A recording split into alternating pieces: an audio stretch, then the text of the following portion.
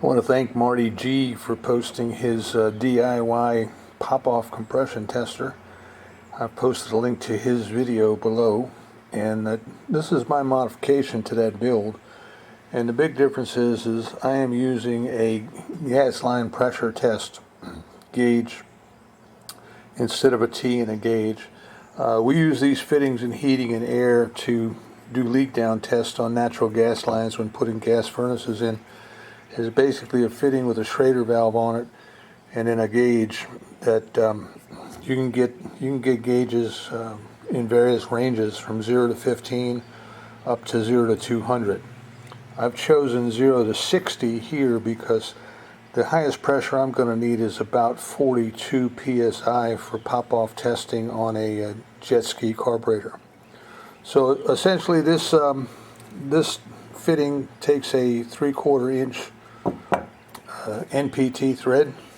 This bushing fits in here and steps that down to a 1/2 inch NPT, and then this barb over here steps down the 1/2 inch NPT to a 1/4 inch hose barb.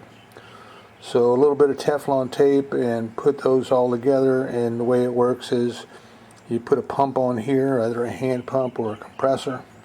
You connect your 1/4 inch hose to your carburetor, and then you can do your pop-off testing, or you can use a lower pressure like 4 or 5 psi. Some of the manuals call for doing a diaphragm pressure test at a very low pressure. So I'm going to use a bicycle pump instead of a compressor because the electric compressor is going to generate too much pressure too fast, but a bicycle pump will give me a little bit more control.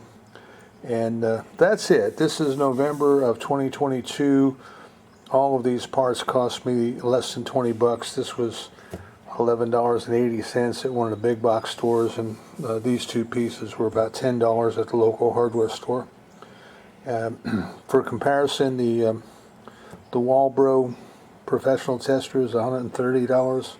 The Stens is about $90, and the import knockoffs are about $28.